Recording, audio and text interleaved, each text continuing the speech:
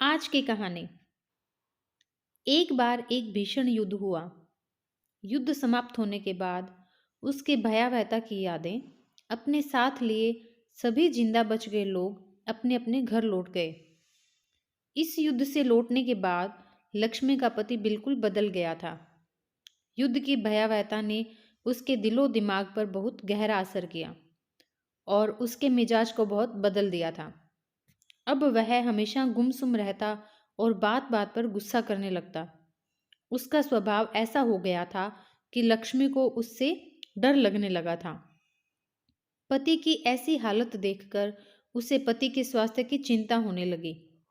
किसी ने उसे एक अच्छे वैद्य के बारे में बताया और उसके पति का इलाज उनके पास कराने के लिए समझाया। अपने पति का इलाज कराने के लिए लक्ष्मी उस वैद्य के पास गई। वह वैद्य अपनी झोंपड़ी में बैठा अपनी कुछ दवाइयां तैयार कर रहा था। लक्ष्मी ने उस वैद्य को अपने पति के व्यवहार में युद्ध के बाद आए परिवर्तन की समस्या को सिलसिलेवार बता दी।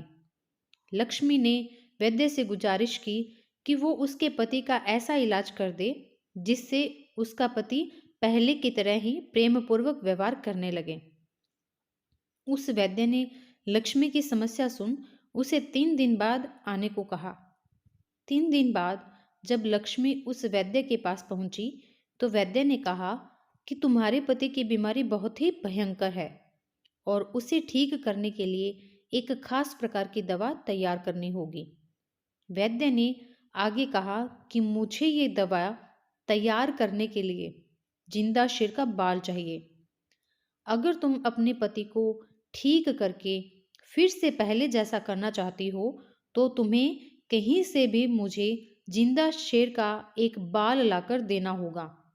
तभी मैं ये खास दवा तैयार कर पाऊंगा जिसे खाते ही तुम्हारा पति बिल्कुल पहले जैसा हो जाएगा। लक्ष्मी तो जिंदा शेर के बाल की बात सुनकर ही सहम गई और उसने वैद्य से जिंदा शेर का बाल लेकर आने में असमर्थता जता दी। उसने वैद्य से कहा, वैद्य महाराज, आप ही सोचें, मैं कैसे एक जिंदा शेर का बाल लेकर आ पाऊंगी। आप कृपया करके मेरे पति के लिए कोई दूसरा इलाज बताएं।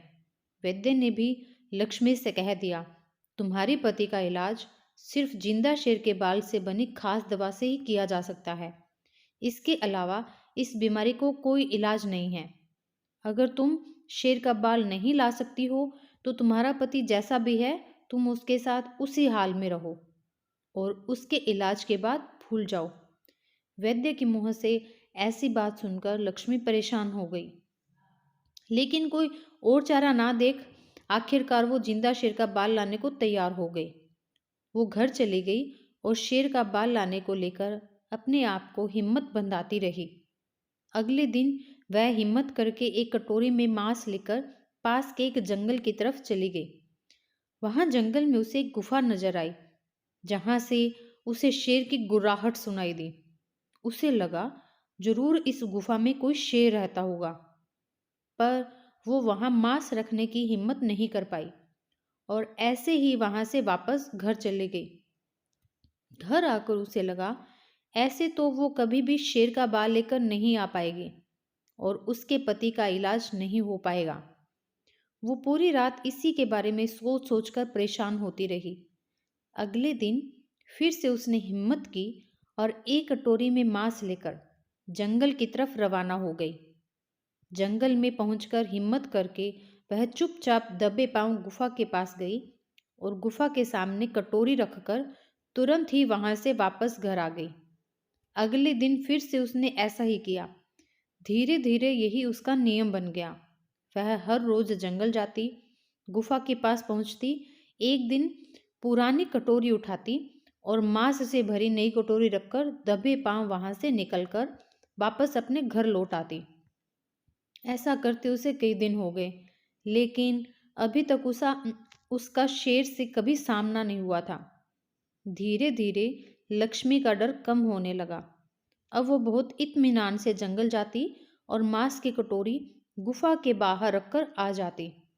कुछ दिनों तक ऐसा ही करते रहने के बाद एक दिन उसने देखा कि शेर गुफा में बाहर की तरफ ही बैठा है। लक्ष्मी हिम्मत करके धीरे धीरे गुफा की तरफ बढ़ने लगी।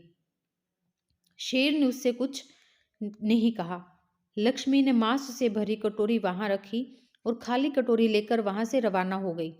इसी प्रकार कई और दिन बीत गए। लक्ष्मी के प्रति शेर का स्वभाव दोस्ताना हो गया। वो कभी भी उसके आने पर आक्रामक नहीं होता। शेर के इस दोस्ताना व्यवहार के चलते अब लक्ष्मी कभी कभी उसे सहला भी देती थी। लक्ष्मी को शेर के पास आते जाते करीब 6 महीने बीत गए। तब उसे लगा कि अब वह शेर के बाल काट सकती है।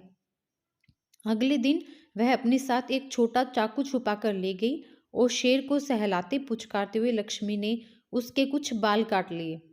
शेर का बाल मिलते ही लक्ष्मी तुरंत वैद्य के पास पहुंच गई और उसे शेर के बाल दिखाए।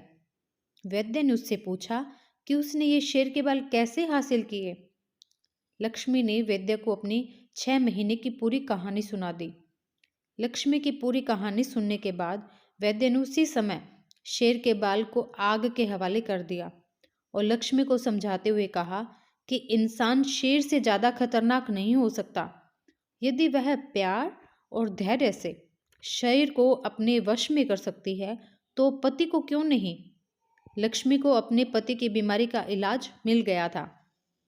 दोस्तों, इस कहानी का मोरल यही है कि प्यार ही वो एहसास है जिसे हम किसी को भी अपना बना सकते हैं।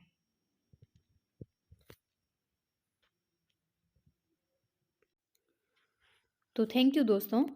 आपको मेरी ये कहानी कैसे लगी? कमेंट बॉक्स में अपना कमेंट ज़रूर शेयर कीजिए। कहानी को लाइक कीजिए और मेरे चैनल को सब्सक्राइब करना बिल्कुल भी मत भूलिए। Thank you again.